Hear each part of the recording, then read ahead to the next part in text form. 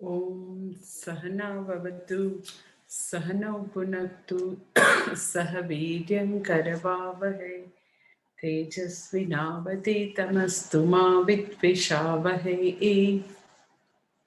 ॐ शान्ति शान्ति शान्तिः। श्रुतिस्मृतिपुराणानाम् आलयं नमामि भगवत्पादं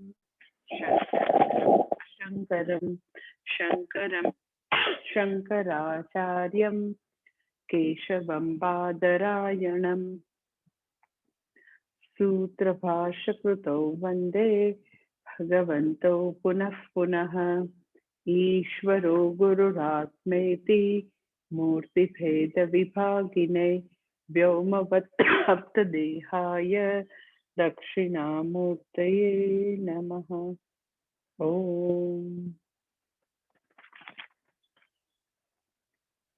सर्ववेदान्तसिद्धान्त गोचरं तमगोचरं गोविन्दं परमानन्दं सद्गुरुं प्रणतोऽस्म्यहं।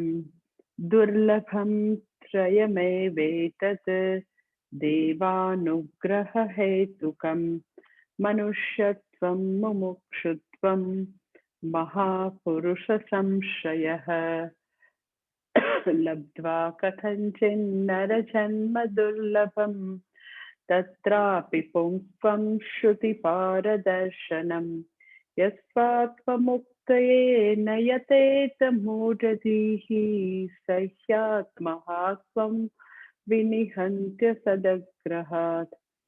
पठन्तु शास्त्राणि यजन्तु देवान् कुर्वन्तु कर्माणि भजन्तु देवताः।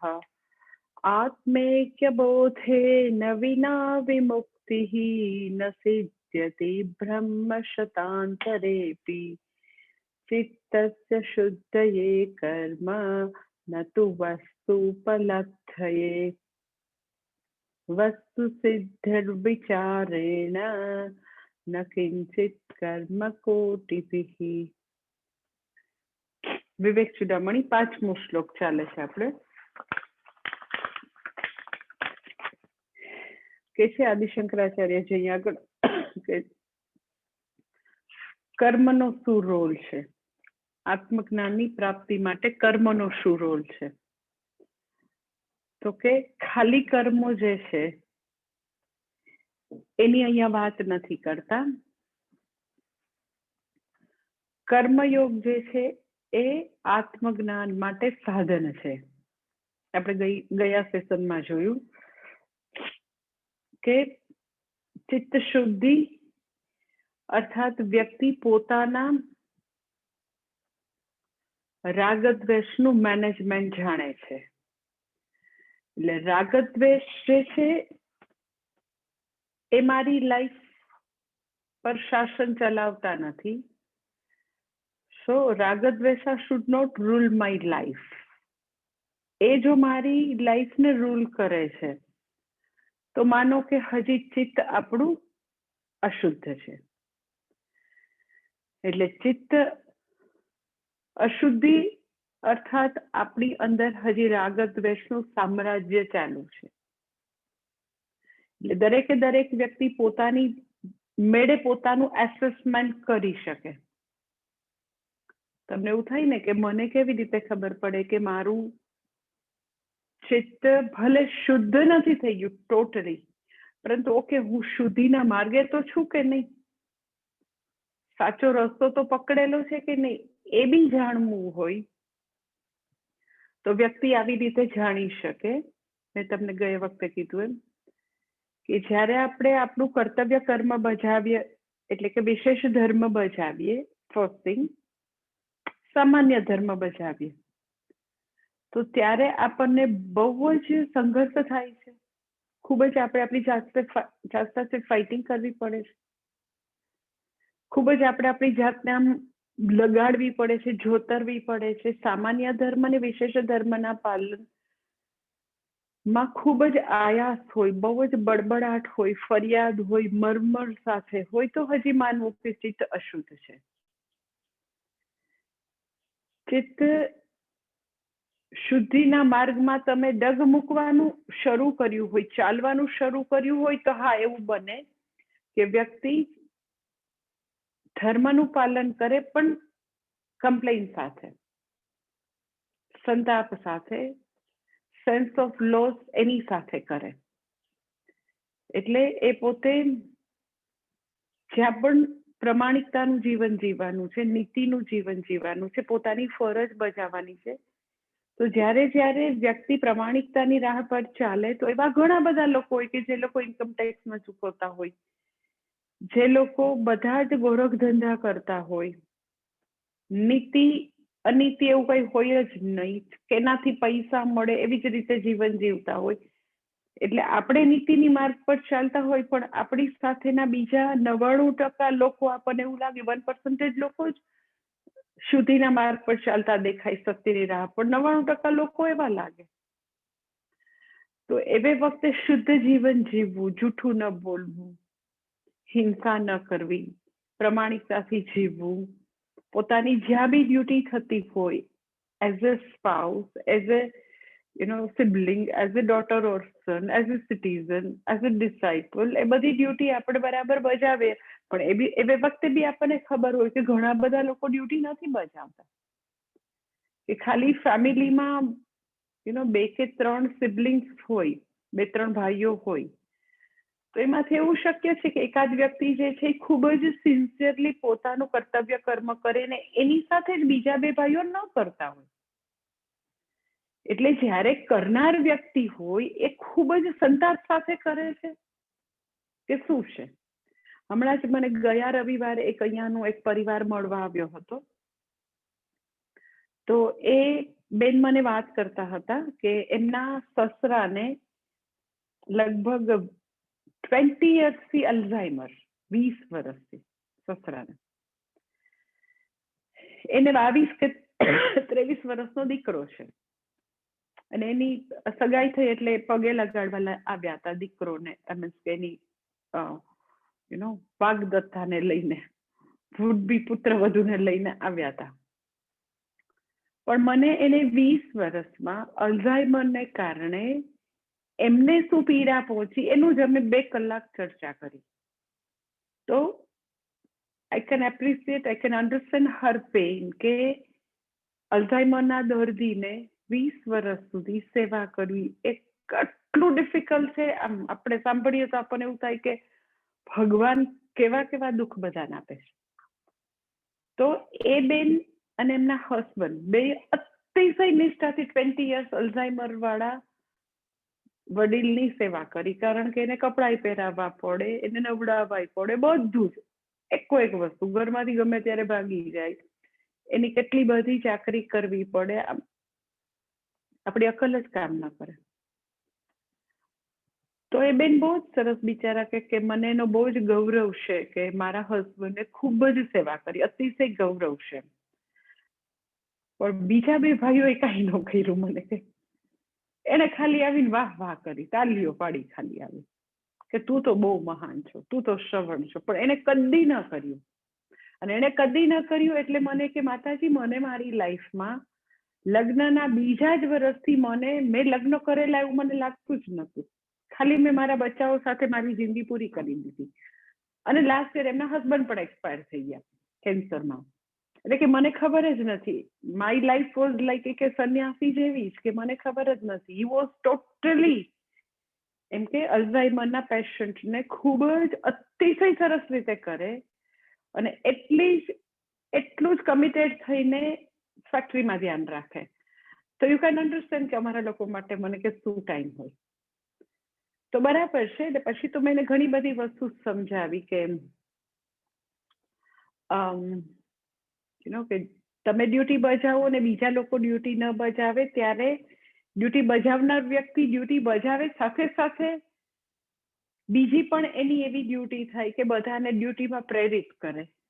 એટલે મેં તો કદાચ તમે મને 2-5-10 વર્ષ પહેલા પૂછ્યું હોત તો બીજા 2 ભાઈઓને પણ મેં પ્રેરિત કર્યા હોત. પરંતુ અત્યારે મારું કહેવાનું તાત્પર્ય એ છે કે કરેલું છે, ખૂબ જ ખંતથી કરેલું છે, કોઈ ન કરે એવી સેવા કરી છે પતિ પત્ની, પણ આજે બી એનો આટલો ભાર છે, અતિશય ભાર છે કે અમે જ કર્યું, કોઈ હાથ અડાડવાય નથી આવ્યું. આટલી અલ્ઝાઇમરના પેશન્ટ હતા ફાધર, તો જિંદગીમાં કોઈ કઈ નથી કરવાનું, ખાલી તાલીઓ પાડી, બહુ સરસ બહુ સરસ તમે કરો. એટલે ખાલી તમે એનું મને આવા જે લોકો એના માટે અતિશય આદર અને પ્રેમ છે કે જે લોકો ખરેખર નિષ્ઠાથી પોતાનું કર્તવ્ય કર્મ બજાવે છે. ખૂબ જ મને પ્રેમ હોય છે, આદર હોય છે, ખૂબ જ હું એ લોકોને હેલ્પ કરવાની કોશિશ કરું. એટલે મેં એની પુત્રવધુ છે, હવે સગાઈ થઈ, હવે થશે પુત્રવધુ, એને મેં કીધું કે લઈ આવજે તારા ઘરવાળાને, કે એ એના પપ્પાની રાહ પર ન ચાલે. અને કેવી રીતે હવે નવી જે ન્યૂ જનરેશન જે ફેક્ટરીમાં આવે, you should make them realize કે what is their duty, એ પણ તારું કર્તવ્ય થાય. એ બધી વસ્તુ મેં સરસ રીતે એ લોકોમાં હું કામ કરીશ અને એ લોકો જોડાશે કે હવે પછી આ રિપીટ ન થાય. મને એ લોકો માટે ખૂબ જ આદર અને પ્રેમ જરૂર છે, પણ તમે વિચાર કરો કે જે વ્યક્તિ આટલી નિષ્ઠાથી પોતાનું કર્તવ્ય કર્મ કરે, એવું કહી શકાય કે પૂરી જિંદગી હોમી દીધી હોય, પરંતુ એ જે કર્મ છે એ કર્મઠ છે, કર્મઠ ખાલી કર્મ છે. એ કર્મથી એને પારાવાર વિષાદ છે, અંદર દર્દ છે.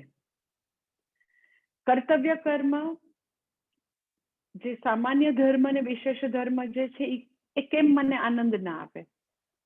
એ કર્મો કરવું એ મારા માટે શા માટે આનંદની યાત્રા ન બની?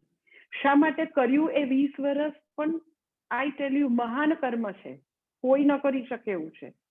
ખૂબ જ મને એના માટે આદર છે, પણ છતાં મને એ દુઃખ છે કે કર્તવ્ય કર્મ રૂપે ભગવાન જ હંમેશા છે.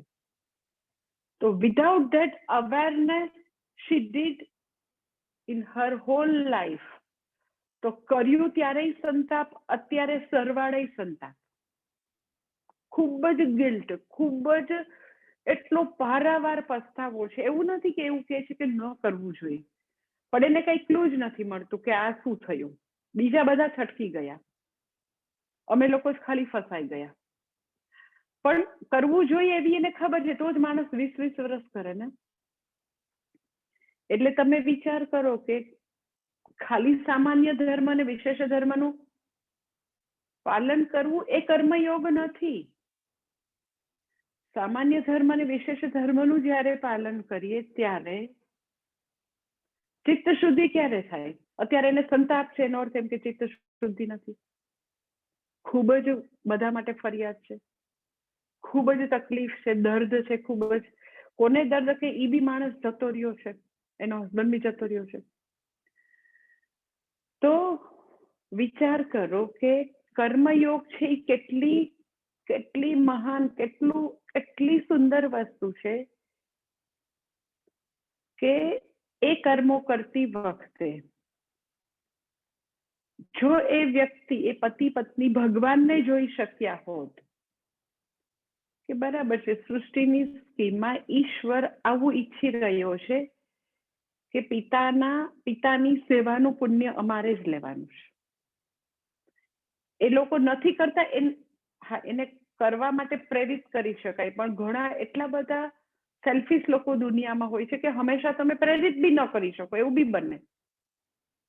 એટલે તમે એઝ અ હ્યુમન બિંગ બીજા નથી કર્તવ્ય કર્મ બજાવતા, તો તમે એઝ અ હ્યુમન બિંગ તમારાથી થાય એવા બેસ્ટ પોસિબલ ટ્રાય તમે કરી લીધી હોય, પછી ન કરે તો તમે અલ્ઝાઇમરની વ્યક્તિને ક્યાંય બહાર તો મૂકી ન શકો, વૃદ્ધાશ્રમમાં તો મૂકી ન શકો.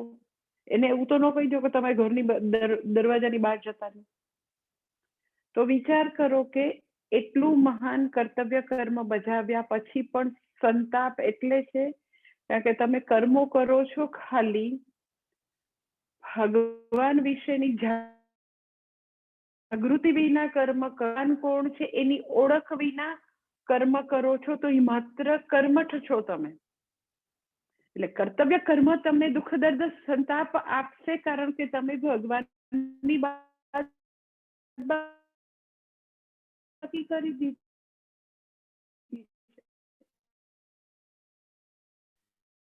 કે દરેક પગલે તો વાત નહીં આપે. હું તમને આમ 100% ગેરંટી આપું કે તમારા જાગ્રત અવસ્થાના બધા કલાકોમાં ભગવાનને સાથે રાખીને કર્મ કરો. જો કોઈ દિવસ તમને દુઃખ થાય છે, તકલીફ થાય છે, ઇફેક્ટ ઓલ એટલો બધો પારો ઉપર ચડી ગયો હોય, સ્ટ્રેસનો, ચિંતાનો, ગુસ્સાનો, તકલીફનો, ભગવાનને લઈ આવો. પછી જોવો તમે ડર હોય, આટલો બધો કોરોના છે તો ઘણો બધો ડર બી હોય, કેટલી બધી એન્ઝાયટી હોય, કેટલી બાળક જે છે તો એમ કે એક્ઝામ દેવા જાવી જ પડે, પ્રેક્ટિકલ એક્ઝામ. ને હા, મને હમણાં જ લાસ્ટ વીક કહેતી હતી તો કેટલી બધી એન્ઝાયટી હોય માને. તો એન્ઝાયટી છે, ફરિયાદ છે, ગુસ્સો છે, ચિંતા છે, કેટલી બધી વસ્તુ લાઈફમાં આપણે આપણું જીવન જીવતા હોય તો રોજબરોજ વસ્તુ તો સામે આવવાની છે. એવું નથી કે ખાલી કર્તવ્ય કર્મ કરવાના છે. કર્તવ્ય કર્મની સાથે સાથે આ બધા સંતાપનું મોટું બધું પોટલું છે. એટલે હું તમને કેટલી બધી વાર કહું છું કે કર્મો નથી થકવતા, આ બધી વસ્તુ થકવી દે છે. આ બધી વસ્તુ જો ન હોય તો તમે, હું લખી દઉં, તમે 20 કલાક કામ કરો, ખાલી 4 કલાક ઊંઘ કરો તો બી તમે ફ્રેશ ના ફ્રેશ હશો. થકવી નાખે છે આ બધી જે બધું આવું નેગેટિવ વસ્તુ છે એ બધી થકવી દે છે. તો એ બધી વસ્તુ તમને બહુ સ્ટ્રેસ થાય છે, બાળક માટે એન્ઝાયટી થાય છે કોરોનાની, તમને પોતા માટે થાય છે. તો એ બધા વસ્તુનો એક જ ઉકેલ, એક જ કે તમે તમારા જીવનના દરેકે દરેક પાસામાં ભગવાનને પરોવી શકો છો, જોઈ શકો છો. બસ આટલું જ છે. તો એ ધેટ અવેરનેસ, એવી સમજણ, એ મને બધા જ પ્રકારની આવી પીડાઓમાંથી મુક્ત કરશે. એટલે આ કપલ જે છે એને એના ફાધરની આટલી મહાન સેવા કરી વિધાઉટ ધેટ અવેરનેસ કે ટોટલ સૃષ્ટિની સ્કીમમાં ભગવાન મારા પિતાની સેવા કરવાની એવું મને આપીને ગયા છે. ભગવાન એવું ઈચ્છી રહ્યો છે. એક્ઝેક્ટલી આ સિચ્યુએશનમાં મારે આ રીતે કોન્ટ્રીબ્યુટ કરવું છે, ઈશ્વર આજ્ઞા છે. અને એ રૂપે ઈશ્વર જ વિલસી રહ્યો છે, માટે મારે કરવાનું છે. જો એક એક દિવસ એવી રીતે પિતાની સેવા કરેલી હોય તો એમના ફાધરને ડેથ થયા પણ મને એમથી 4-5 વર્ષ થયા, તો આટલી બધી એ વ્યક્તિ દુઃખી ન હોય. તો એ વ્યક્તિ એમ જ કે હા, ભગવાન એવું ઈચ્છી રહ્યો હતો, અમારું એવા જ પ્રકારનું ઋણાનુબંધ હતું કે અમારે કરવાનું જ હતું. ઈશ્વરની આજ્ઞા માની અને અમે બે ખૂબ જ સેવા કરી.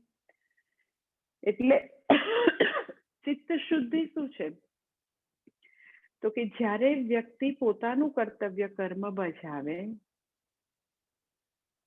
ત્યારે વ્યક્તિ કોઈ સંતાપ વિના, કકડાટ વિના, ફરિયાદ વિના, સેન્સ ઓફ લોસ વિના જો કરી શકે તો દેટ ઇઝ ચિત્ત શુદ્ધિ. હા, ઇનિશિયલી એવું નહીં થાય. ઇનિશિયલી થોડું સેન્સ ઓફ લોસ ને કકડાટ ને ફરિયાદ થશે,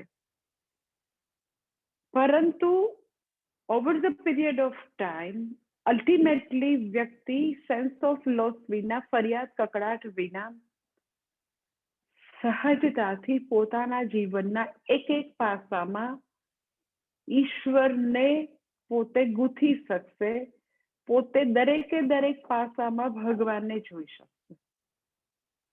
અને હું તમને 100% ખાતરી આપું છું, આ કોઈ માની લેવાની, સ્વીકારી લેવાની, કન્ડિશનિંગ એવી કોઈ વાત જ નથી. હું કહું છું એ 100% ફેક્ટ છે, રિયાલિટી છે.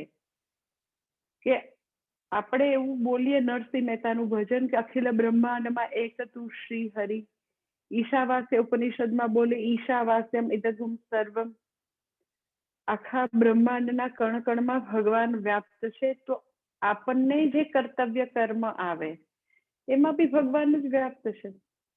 એ ફાધરને અલ્ઝાઇમર રૂપે સેવા કરવાની હોય તો જે સર્વવ્યાપી ભગવાન છે એ અલ્પવ્યાપી થોડો થઈ જાય કે ફાધરની અંદરના રોગમાં ભગવાન નો હોય.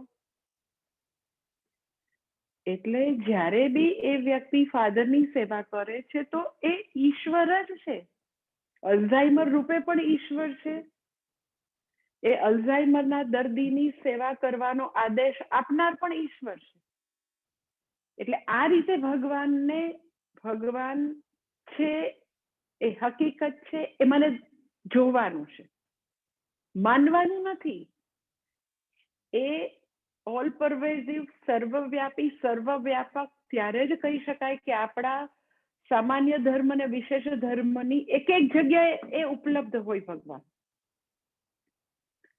એટલે કર્મઠ અને કર્મયોગીનો અહીંયા પાયાનો ફરક છે. કર્મઠ છે એ જોઈ નથી શકતી વ્યક્તિ કે દરેકે દરેક ભાષામાં પ્રભુ વણાયેલો છે એ નથી દેખી શકતા. એ ખાલી એવું માને કે આપણી ફરજ છે આપણે કરવાનું. તો ખાલી ફરજ માનીને કરશો તો થાકી જવાશે અને માનવ જાત માટેનો વિશ્વાસ ઉડી જશે, સારપ માટેનો વિશ્વાસ ઉડી જશે, સજ્જન નેકીની રાહ પર ચાલવા ઉપરથી વિશ્વાસ ઉડી જશે. પણ તમને એવી ખબર પડે કે સામાન્ય ધર્મ અને વિશેષ ધર્મ એ પ્રમાણિકતા રૂપે ભગવાન જ ઉપલબ્ધ છે. ધર્મ રૂપે ભગવાન છે. ધર્મ રૂપે ભગવાન છે એવી ઓળખ થાય ત્યારે જ્યારે ધર્મનું પાલન કરીએ તો ધર્મ રૂપે જે ભગવાનનો વિરાટ ખોળો છે એમાં આપણને શાંતિ પ્રાપ્ત થાય, એમાં આપણે નિરાત અનુભવી શકીએ. જેમ નાનું બાળક માના ખોળામાં જઈને નિરાત થાય એવું ધર્મ રૂપે ભગવાન છે. એવું જે દિવસે મને હંમેશા દેખાવા માંડે સામાન્ય ધર્મ અને વિશેષ ધર્મ રૂપે, અને સહજતાથી સામાન્ય ધર્મ અને વિશેષ ધર્મનું પાલન કરી શકે ફરિયાદ વિના, કકડાટ વિના, પોતાની જાતને પુશ કર્યા વિના, એમ જ સહજતાથી વ્યક્તિ કરી શકે તો માનવું ચિત્ત શુદ્ધિ છે. અને આપણે ખૂબ જ ડેલિબરેટલી કરવું પડે, પ્રયત્નથી કરવું પડે તો આપણે ચિત્ત શુદ્ધિના માર્ગે છીએ. તો એ બી કંઈ ખોટું નથી કે વ્યક્તિને એટલી તો ખબર પડે છે કે આપણે કર્તવ્ય કર્મનું પાલન કરીએ, સામાન્ય ધર્મનું પાલન કરીએ એટલે બરાબર ભગવાન સાથે આપણે અલાઈન થવાની કોશિશ કરીએ છીએ. એટલી તો ખબર પડે છે તો બી સારું છે. અને એવી એ કર્મયોગની રાહ પર, ચિત્ત શુદ્ધિની રાહ પર ચાલવાની શરૂઆત ક્યારે કરી શકે તો વ્યક્તિ પોતાના રાગદ્વેષનું મેનેજમેન્ટ જાણે ત્યારે. જે મેં ગઈ વખતે તમને કીધું કે રાગદ્વેષ એક તરફ હોય, મને ગમતું, મને નહીં ગમતું, મને કમ્ફર્ટેબલ, મને કન્વિનિયન્ટ, મારી ફેન્સી, મને મજા આવે, મારે કરવું છે, એ હંમેશા એક તરફ હોય. અને બરાબર એની opposite side what is proper, what is dharma એવું હોય. લગભગ બધાની લાઈફ આવી જ હોય કે બંને સામસામે જ હોય. આપણને કન્વિનિયન્ટ, કમ્ફર્ટેબલ, ગમતું, આપણને મજા આવે, આપણા જે આઈડિયાઝ, આપણા લાઇક્સ એન્ડ ડિસલાઇક્સ, પ્રેજ્યુડાઇસ, એ બધી વસ્તુ પ્રમાણે જ આપણને જીવવું હોય. ઇન્વેરિયેબલી શાસ્ત્ર એનાથી ટોટલી 180 ડિગ્રી જુદું જ ઊંધું જ કહેતું હોય. તો એવે વખતે વ્યક્તિ પોતાના રાગદ્વેષ, પોતાની ફેન્સી, પોતાને મજા આવે, એ બધી વસ્તુઓને શરણે ન જાય. એ રાગદ્વેષ, ફેન્ટસી, ફેન્સી, ઇમ્પલ્સ એ મારું જીવનનું શાસન ન ચલાવે, પરંતુ એક્ઝેક્ટલી મારા જીવનનું શાસન ધર્મથી ચાલે. સામાન્ય ધર્મ અને વિશેષ ધર્મનું વરણ કરીએ, નહીં કે મને ગમે છે એનું વરણ. એટલે વ્યક્તિ કર્મયોગની રાહ પર ચાલવાનું શરૂ કરે ત્યારે બંને સામસામે હોય. કોંગ્રેસ ને બીજેપીની જેમ, મમતા અને મોદીની જેમ એકદમ સામસામે હોય. સાવ એટલે સાવ અપોઝિટ, જાની દુશ્મન જેવા હોય. પરંતુ over the period of time વ્યક્તિ તો કે ખૂબ જ પ્રયત્નપૂર્વક પોતાની એવી પ્રેયરફુલ લાઈફ હોય, ઘણી બધી ભક્તિ વાળી લાઈફ હોય, ઘણા બધા જપતપ વાળી લાઈફ હોય, તો ઈશ્વર અનુગ્રહથી એનામાં એવી તાકાત આવે.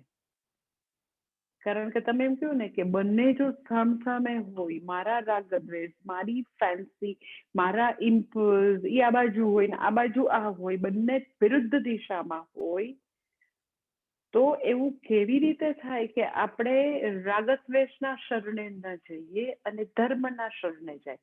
એવું કેવી રીતે થઈ જાય?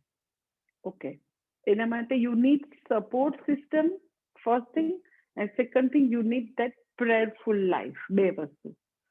સપોર્ટ સિસ્ટમ એટલે આપણે તો કે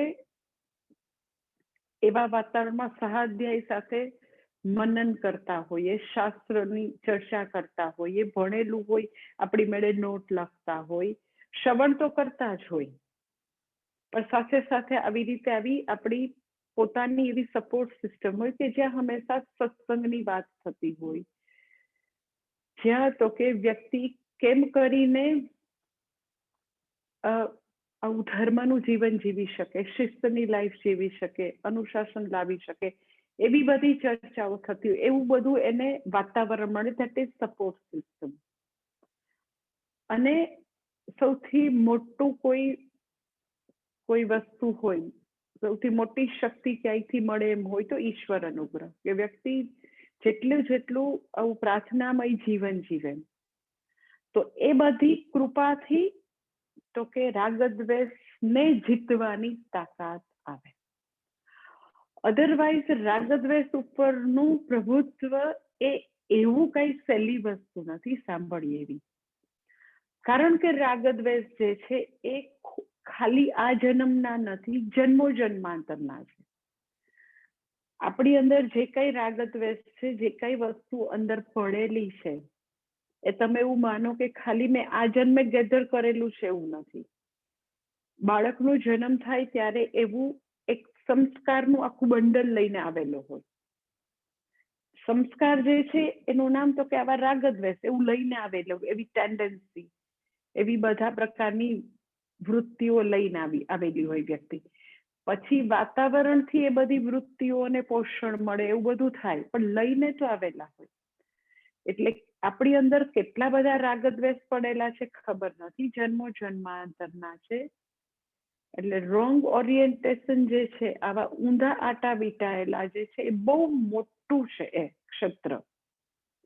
એટલે એને નાથવા, રાગદ્વેષને નાથવા, એને જીતવા, એ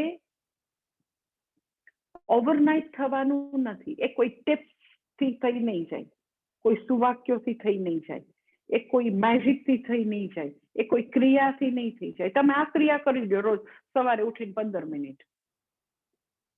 એવી કોઈ વસ્તુ, કોઈ ટિપ્સ કે ટ્રીક કે ક્રિયા કે કોઈ યોગ કે કંઈક તમારું આજ્ઞા ચક્રને હું આમ કરી દઉં, તમારું પેલું આને કુંડલીની જાગૃત કરી દો, એવી કોઈ હંબક કે નોનસેન્સ વસ્તુ થી કોઈ ચિત્ત શુદ્ધિ નથી.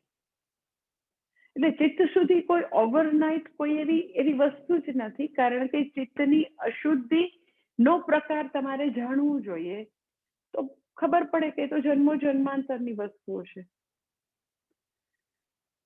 અને એમાંથી ચિત્ત અશુદ્ધિમાંથી મુક્તિ એ માત્ર ને માત્ર કર્મયોગનું જીવન જીવતા જીવતા છે. એ કોઈ એક દિવસનો ખેલ નથી. એટલે કર્મયોગનું જીવનની પાછી બ્યુટી એ છે કે તમારે કર્મયોગનું જીવન જીવવા માટે કોઈ નવા વિશેષ કર્મો નથી કરવાના. એઝ એ ગૃહસ્થી તમે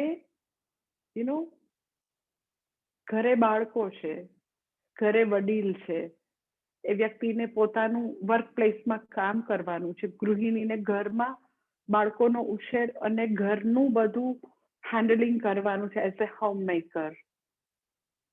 તો એ જ કર્મોને એને કર્મયોગ બનાવવાના છે. કોઈ વિશેષ કર્મ નથી કરવાના, વિશેષ કોઈ કપડાં નથી પહેરવાના, વિશેષ કોઈ આશ્રમમાં ભાગી નથી જવાનું, કાંઈ જ નથી કરવાનું. સૌથી આવું બ્યુટીફુલ વસ્તુ એ છે કે એ જ કર્મો કરતા કરતા જે કર્મો મને સંતાપ આપતા હતા, જે કર્મો થકી મને એમ થતું હતું કે મારે જ કરવાના, એ તો છટકી જાય છે અને હું સમજુ છું એટલે બધું બર્ડન મારી ઉપર. એટલે જે કર્મો મને સરખામણીથી સંતાપ આપતા હતા, જે કર્મો મને એવું લાગતું હતું કે આ કર્મો કરી લઉં ને એટલે છૂટું, માંડ શનિ રવિ આવ્યા, કાયમ મારે જ મારી ડ્યુટી આ બજાવવાની. એટલે જે કર્મો થકવનાર હતા, સંતાપ અપાવનાર હતા, જે કર્મો નો મને બહુ જ મોટો બોજ લાગતો હતો,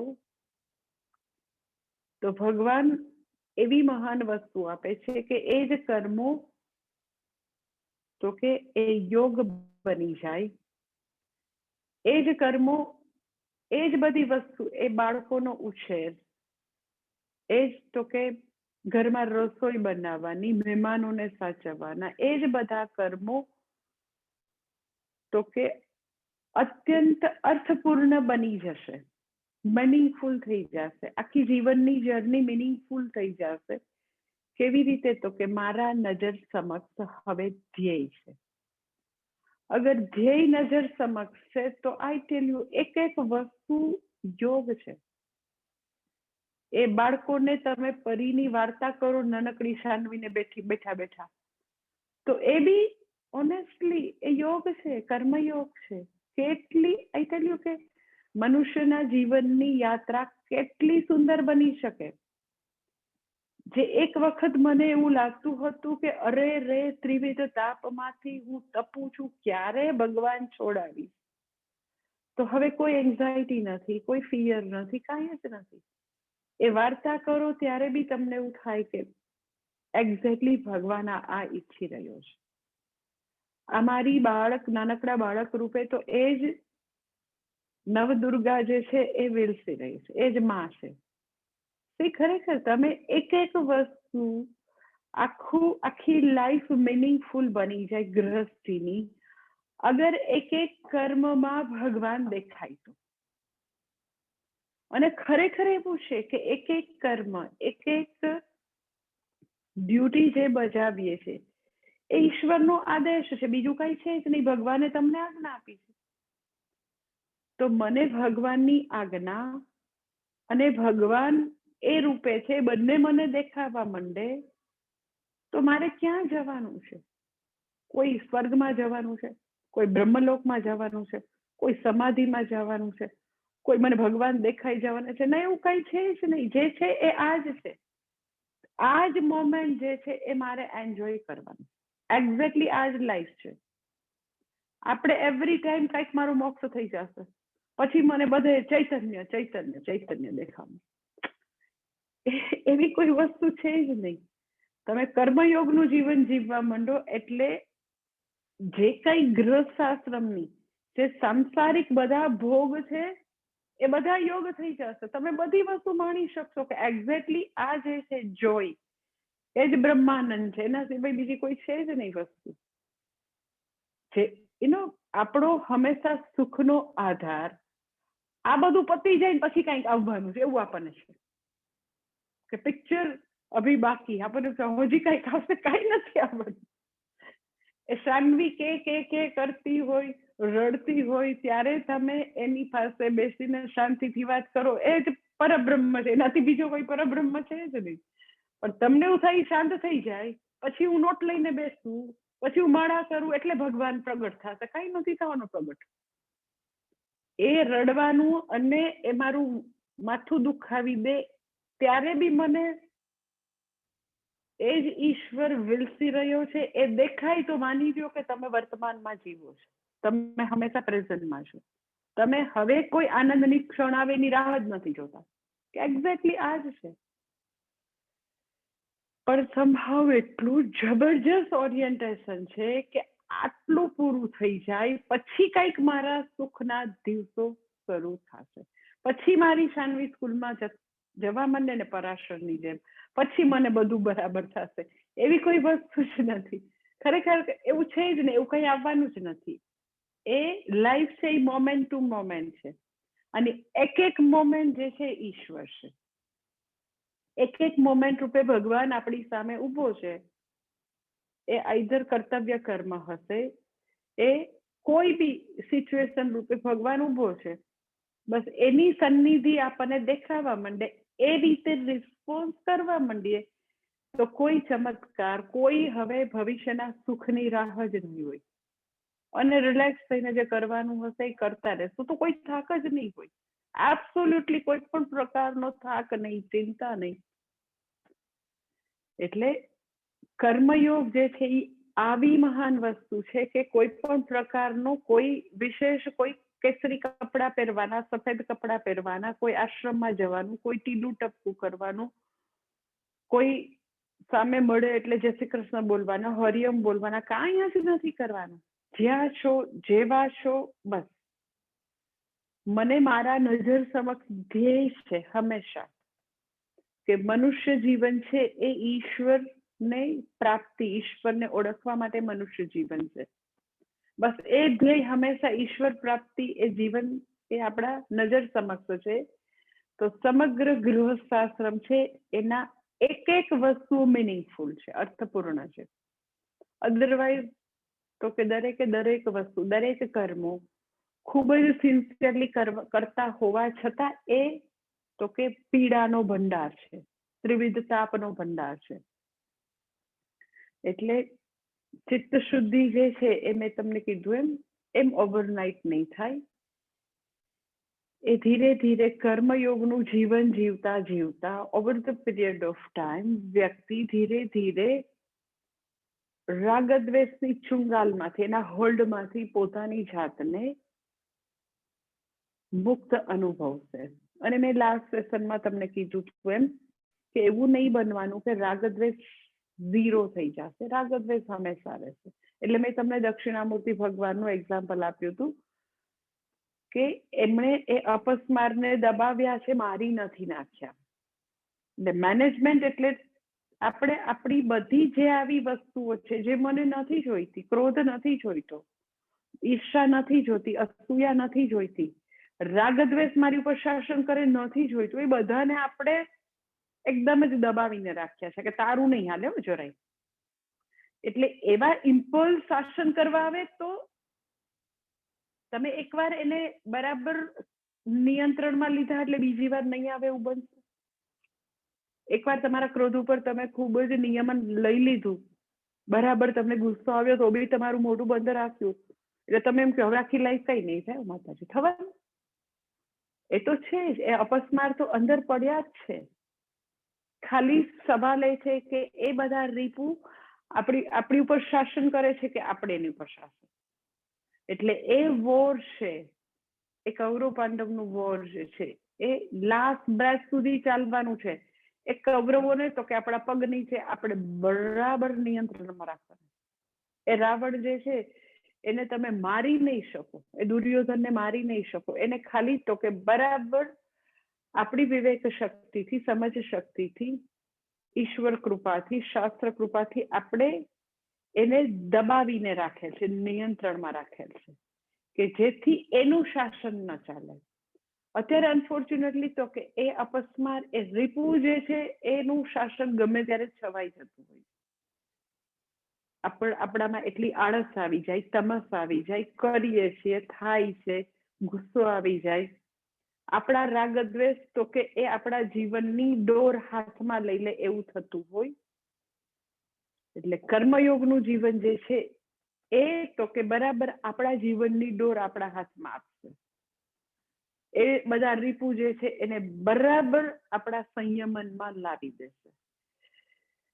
એટલે ચિત્ત શુદ્ધિ આ છે. એટલે કર્મયોગનો રોલ શું છે તો કે વ્યક્તિને આવી ચિત્ત શુદ્ધિ આપશે કે સમગ્રપણે બધા જ કર્મો ખૂબ જ ડેલિબરેટલી કરશે.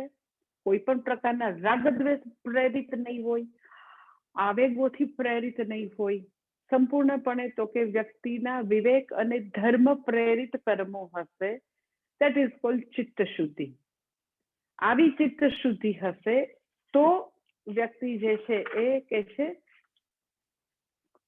વસ્તુ પ્રાપ્તિ કરી શકશે, એટલે કે છે ચિત્તસ્ય શુદ્ધયે કર્મ નતુ વસ્તુપલબ્ધયે, અર્થાત ઈશ્વરની પ્રાપ્તિ માટે તો કે કર્મ નથી, કર્મયોગનો રોલ ચિત્ત શુદ્ધિ સુધી છે. પછી ઈશ્વર પ્રાપ્તિ જે છે એ શાસ્ત્ર વિચારથી છે, શાસ્ત્રના શ્રવણ મનન નિધિધ્યાસનથી પ્રાપ્તિ છે. એટલે આમ બે વસ્તુ આપણને છૂટી કરીને આપે છે કે કર્મનો રોલ ચિત્ત શુદ્ધિ સુધી છે.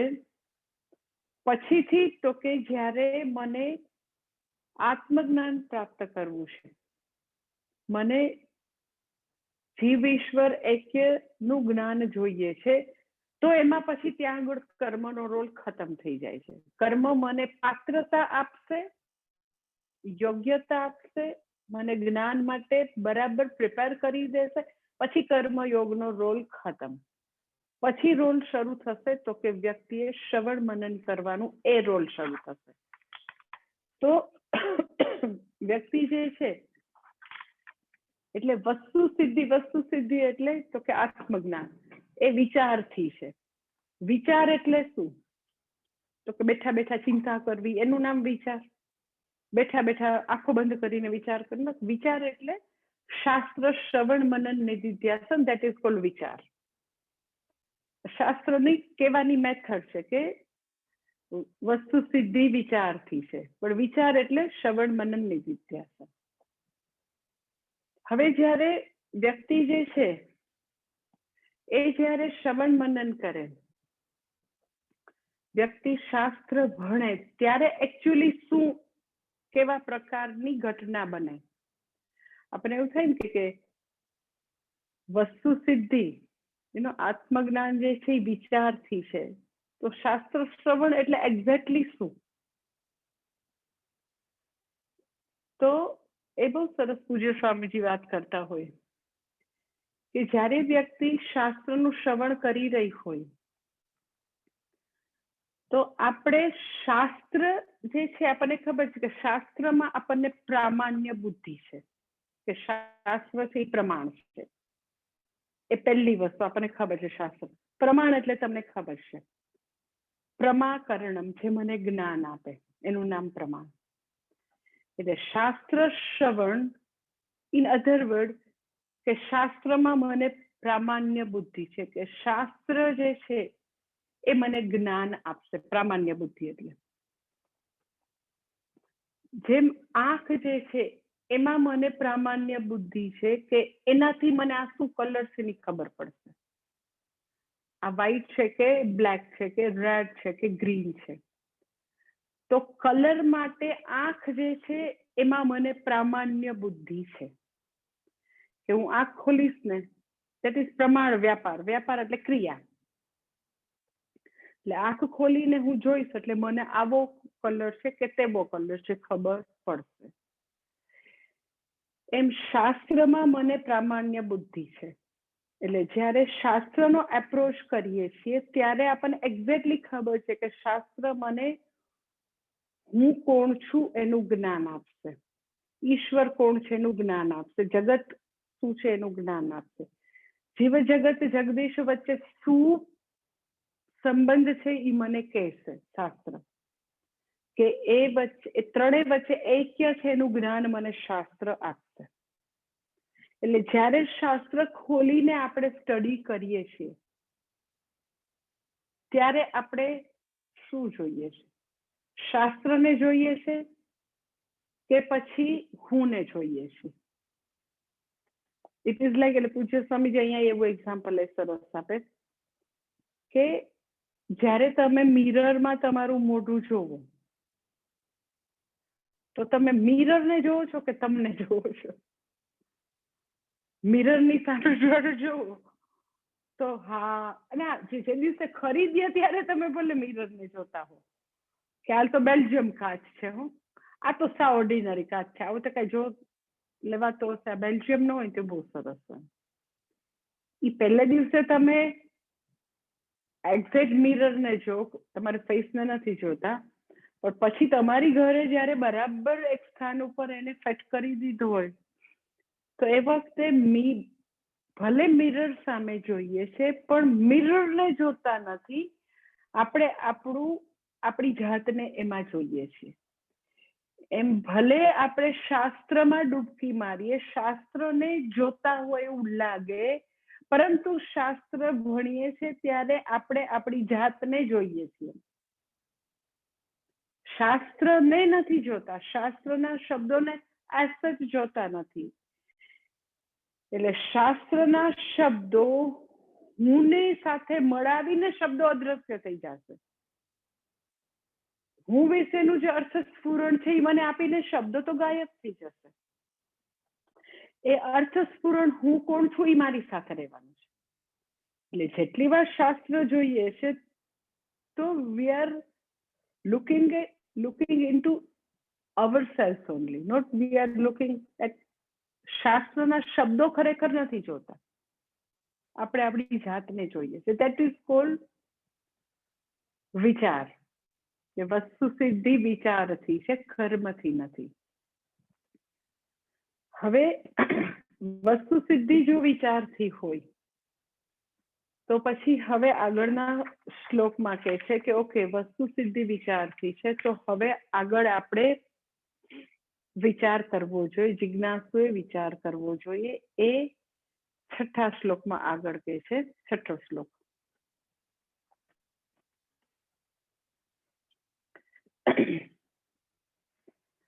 अतः विचार कर्तव्यः जिज्ञासोरात्मवस्तुनः समासाद्य दया सिंधुं गुरुं ब्रह्मविदुत्तमम्. એટલે કે છે અગર વસ્તુ સિદ્ધિ વિચારથી છે તો અતઃ વિચારઃ કર્તવ્યઃ. તો કે છે કે માટે જિજ્ઞાસુ જે છે, જિજ્ઞાસોઃ આત્મવસ્તુનઃ, માટે જિજ્ઞાસુએ આત્મજ્ઞાનની પ્રાપ્તિ માટે તો કે શાસ્ત્ર વિચાર કરવો જોઈએ. કેવી રીતે કરવો જોઈએ એની વિધિ પણ અહીંયા આપે છે. શું કહે છે? સમાસાદ્ય દયા સિંધુમ ગુરુમ બ્રહ્મ વિદુત્તમમ. લાખું ભાષાંતર એવી રીતે થશે કે માટે જિજ્ઞાસુએ આત્મજ્ઞાનની પ્રાપ્તિ માટે દયા સિંધુ રૂપ ગુરુ એવા બ્રહ્મનિષ્ઠ ઉત્તમ ગુરુ પાસે જઈને, વિધિવત જઈને, સમાસાદ્ય એટલે વિધિવત જઈને આત્મવિચાર, શાસ્ત્ર વિચાર કરવો જોઈએ. એટલે સૌથી પહેલું અહીંયા કે છે વિચારઃ અતઃ વિચારઃ કર્તવ્યઃ. વિચારઃ કર્તવ્યઃ, વિચાર કરવો જોઈએ. વિચાર એટલે મેં તમને કીધું, વિચાર એટલે શ્રવણ મનન નિધિધ્યાસન કરવું જોઈએ. એટલે હવે વ્યક્તિને એવી સ્પષ્ટતા આવી ગઈ છે કે કર્મયોગનું જીવન પ્રિપેર્ડનેસ માટે છે, મને અધિકારીત્વ માટે છે. અધિકારીત્વનો પ્રયત્ન કરતા કરતા મારે હવે જ્ઞાન પ્રાપ્ત કરવું છે, તો પછી જ્ઞાન પ્રાપ્ત ખાલી કર્મયોગના જીવનથી નહીં થાય, મારે એના માટે શાસ્ત્ર ભણવા જોઈએ. તો શાસ્ત્ર ભણવા જોઈએ એટલે અહીંયા આગળ કહે છે વિચારઃ કર્તવ્ય. કર્તવ્ય જે છે કરવા જોઈએ. એટલે શાસ્ત્ર શ્રવણ મનન નિધિધ્યાસન કરવું જોઈએ. પર એમ થાય કે શાસ્ત્ર શ્રવણ કરવું જોઈએ, જોઈએ મીન્સ ડૂઝ એન્ડ ડોન્ટ્સ, વિધિ છે, વિધિ, આજ્ઞા. તો આપણને એવું થાય કે એટલે એવું થોડું કઈ કોઈને તમે આજ્ઞા આપી શકો, કારણ કે કોઈ બી વ્યક્તિ શાસ્ત્ર ભણવા આવે તો એની પોતાની ઇનર જર્ની છે, બધા થોડા આવી શકે.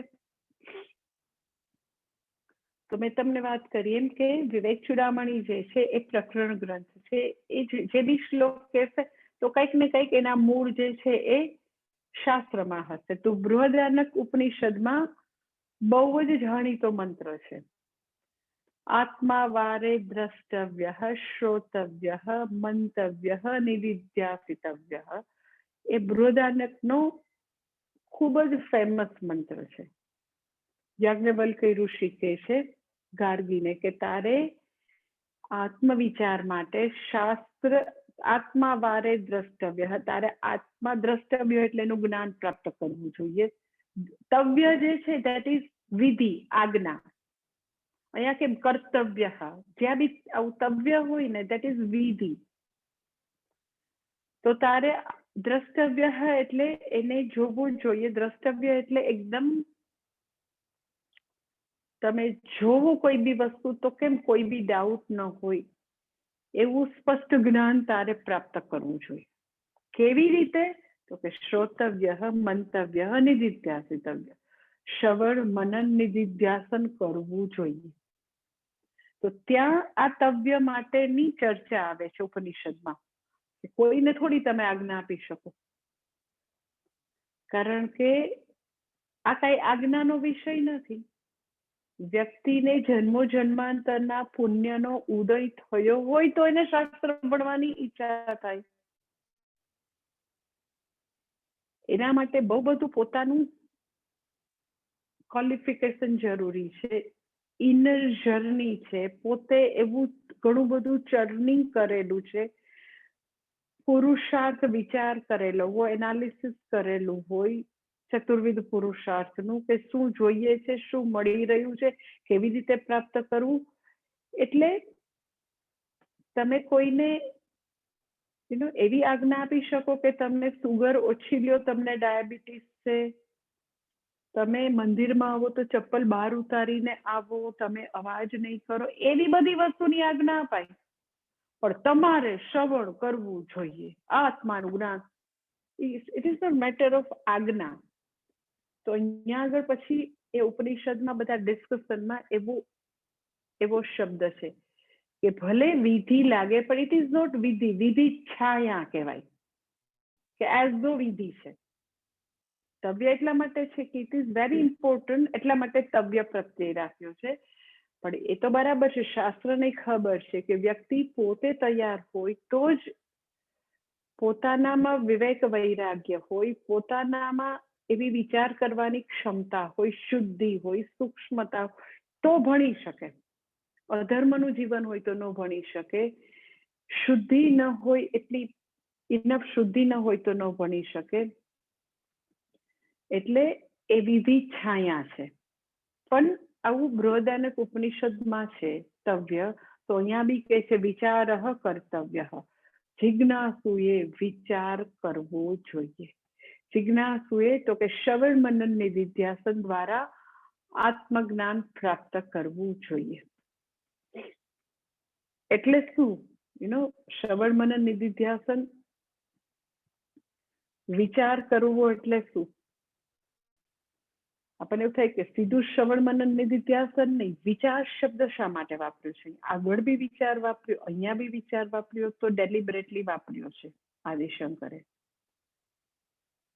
કે વ્યક્તિ જ્યારે શ્રવણ કરી રહી હોય તો સીધું શ્રવણ જે છે, એના ઉપરાંત આમાં હજી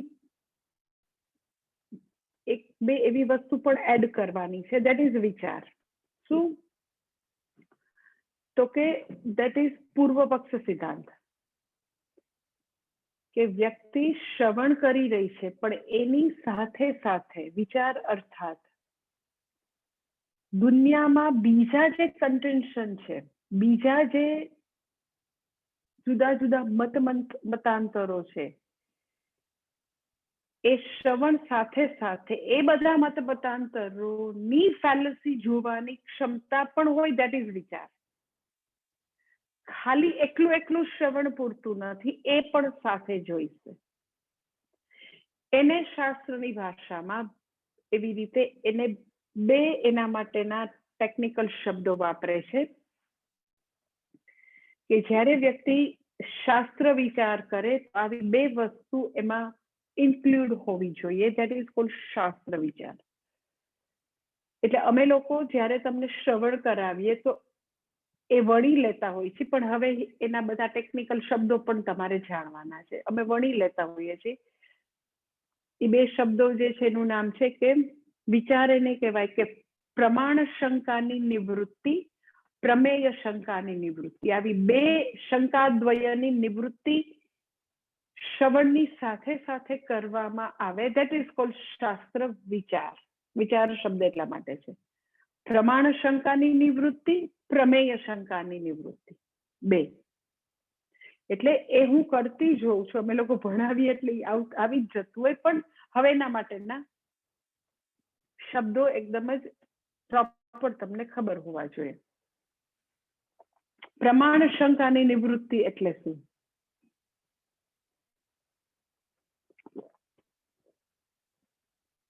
તો કે શાસ્ત્ર છે એ પ્રમાણ છે. ઓકે, વેદાંત શાસ્ત્ર પ્રમાણ છે. પરંતુ ઘણા બધા પંથ એવા છે, ઘણા બધા જે પોતાની જાતને ઘણા હિન્દુ ધર્મ કહેતા બી હોય, ન બી કહેતા હોય, વોટેવર. તો પ્રમાણ શંકાની નિવૃત્તિ એટલે શું? તો કે 4 વેદ છે એ પ્રમાણ છે, સાક્ષાત પ્રમાણ છે જ્ઞાન માટેનું, આંખ જેવું. છતાં પણ આપણી આસપાસ એવા હજારો ને લાખો એવા પંથ છે વેદાંત શાસ્ત્ર સિવાય, વેદ સિવાય, કે જે લોકો વેદને પ્રમાણ ગણતા નથી. એ લોકોને જ્યારે તમે સાંભળો તો તમને અગર એ પણ સાચું લાગતું હોય તો એનો અર્થ એમ કે તમારી અંદર પ્રમાણ શંકા પડેલી છે. સમજાયું? ધેટ ઇઝ કોલ્ડ પ્રમાણ શંકા. That is, this is very big thing. એટલે ये भी ठीक है, वो भी ठीक है, એવો જે એપ્રોચ છે that is filling. એનો અર્થ એમ કે પૂજ્ય સ્વામીજી એમ કે અહીંયા કોલીફ્લાવર ભરેલું છે, મગજ નથી, કોલીફ્લાવર છે એ વિચારે નહીં, અહીંયા છે જ નહીં કાંઈ પણ પ્રકારનું. તો એવા બધા બહુ બધા પંથ છે કે જે વ્યક્તિ કેન્દ્રિત છે, વ્યક્તિને ભગવાન બનાવી દીધા છે, વ્યક્તિને અવતાર બનાવી દીધા છે. કે અમારા ભગવાન, અમારા ગુરુ તો દક્ષિણામૂર્તિ ભગવાનનો અવતાર છે, અમારા તો ભગવાન જ છે, બાપા ભગવાન ને, દાદા ભગવાન ને, કાકા ભગવાન ને, શું શું એ લોકો કહેતા હોય, એટલું બધું સ્ટુપિડ જેવું. પછી એ લોકોએ પોતાના મનગઢત મંત્રો કીધા હોય, એ મંત્રો આખી જિંદગી લોકો કરે. એટલે તમે જો કે જે વ્યક્તિ ભગવાનની મૂર્તિ મંદિરમાં નથી રાખતા, 50-100-200 વર્ષ પહેલા એના જે ગુરુ થઈ ગયા હોય એને મૂકી દીધા છે. એટલે તમને એટલી તો ખબર પડે ને કે એ લોકો વેદને પ્રમાણ નથી માનતા. સમજે ને? અને તમે ત્યાં જઈને હોંશે હોંશે દર્શન કરો. એનો અર્થ એમ કે તમારી પ્રમાણ શંકાની નિવૃત્તિ થઈ નથી. જે લોકો વેદને પ્રમાણ માનતા નથી એ કોઈ દિવસ હિન્દુ હોય જ ન શકે, વેદને પ્રમાણ ન માનતા. વેદમાં શિવજીનું વર્ણન છે, ભગવાનના અવતારોનું વર્ણન છે, ભગવાન કૃષ્ણ ભગવાનનું વર્ણન હોય, રામ ભગવાનનું વર્ણન હોય, દેવીનું વર્ણન હોય. તો એ બધા જે છે એને ધક્કો મારી દો, ફેંકી દો નદીમાં. અને અમારા ભગવાન જે છે 50-100-200 વર્ષ પહેલા થયેલા, એ કોઈક માણસ, મનુષ્ય, ઈ ભગવાન છે. અને ઈ જે આપે એ બધા મંત્રો સાચા. અને એ બધા જે નિયમોનું કંઈક બહાર પાડે, નિયમાવલી, કોઈક અમૃત, કથામૃત ને, વચનામૃત ને, ચરણામૃત ને, ફરણામૃત ને, ઈ બહાર પાડે, ઈ અમારા શાસ્ત્ર. ઈ લોકોના શાસ્ત્ર હોય, ઈ લોકોના મંત્ર હોય, ઈ લોકોના મનુષ્યને ભગવાન બનાવેલા બધા મંદિરો હોય. એ બધા લોકો અત્યારે, કાલે જ મને સ્વામીજી વાત કરતા હતા કે એટલું બધું એમ કે આપણને દુઃખ થાય એવા વિડીયો બહાર આવે છે હમણાં. લાઈક અમુક એવા સંપ્રદાય જે 50-100-200 વર્ષ પહેલા થયેલા છે, તો એમ કે અમારા બાપા એ છે ને શિવજીને તો પછી એક આવી રીતે કર્યું એટલે શિવજી તો પડી ગયા. એટલે એકદમ શિવજીને અપશબ્દો બોલતા એના વિડીયો, અમારા બાપજીને, અમારા ફલાણાજીને, અમારા ઢેકણાજીએ કરી દીધું.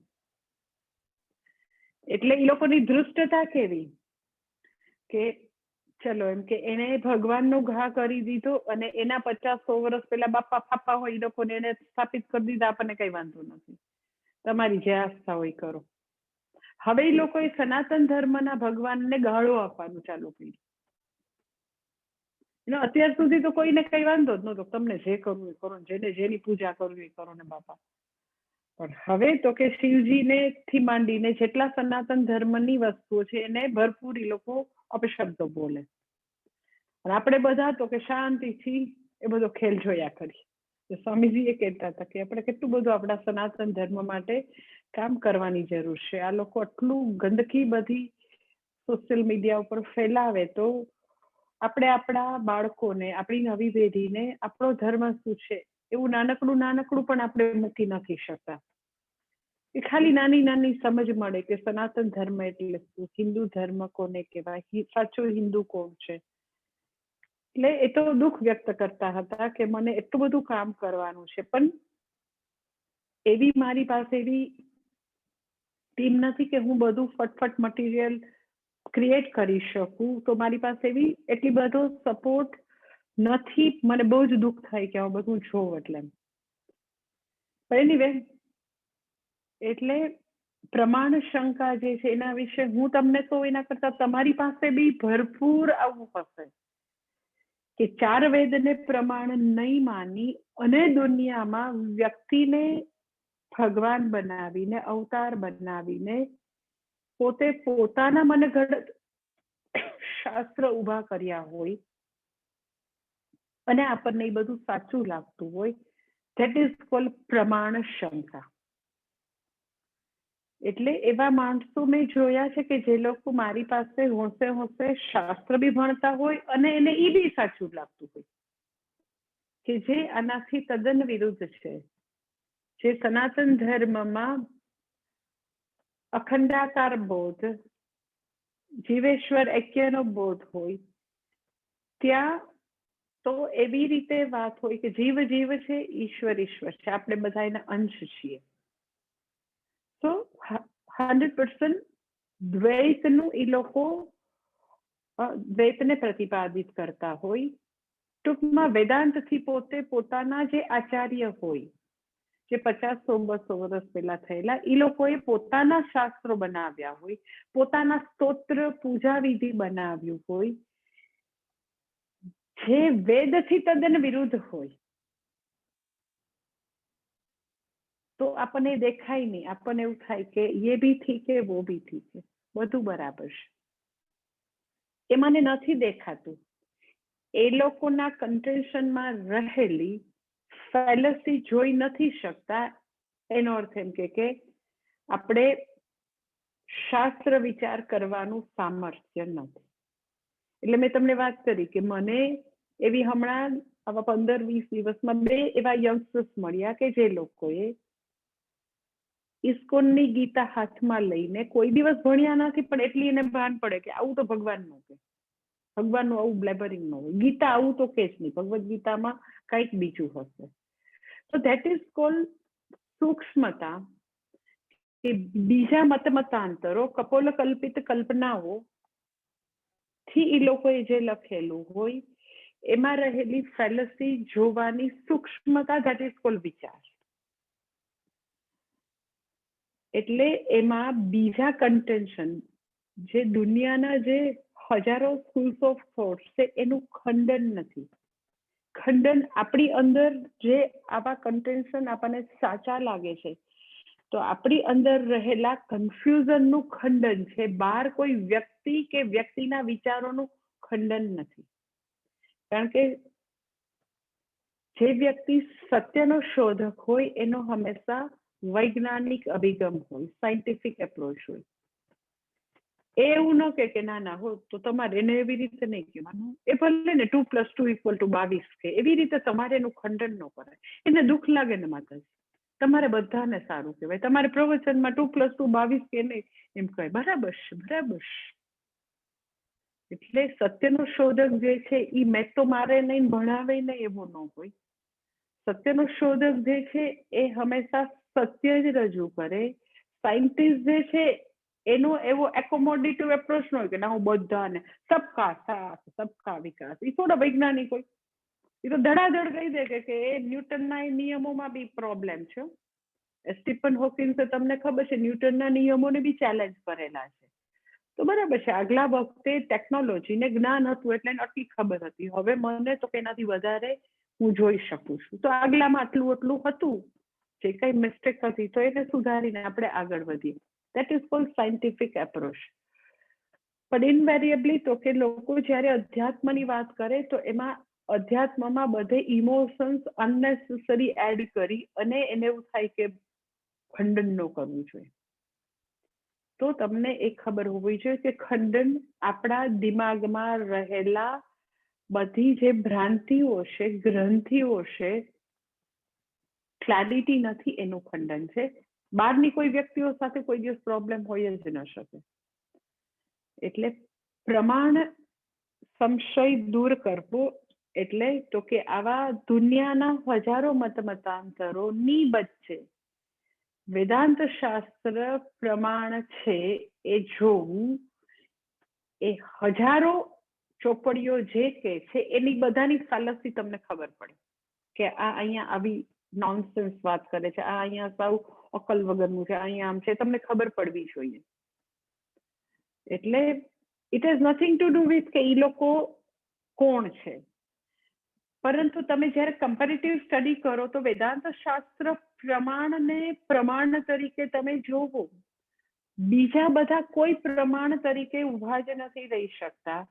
એ દરેક કન્ટેન્શનની તમને ફેલસી દેખાવા માંડે તો માનજો કે તમારું અંતઃકરણ શુદ્ધ છે, સાથે એકદમ શાર્પ પણ છે.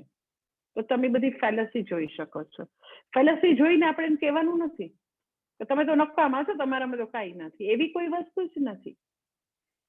આપણને એ ક્લેરિટી આવે એટલી જ વસ્તુ અહીંયા સમજવાની છે. દેટ ઇઝ કોલ્ડ વિચાર કર્તવ્ય.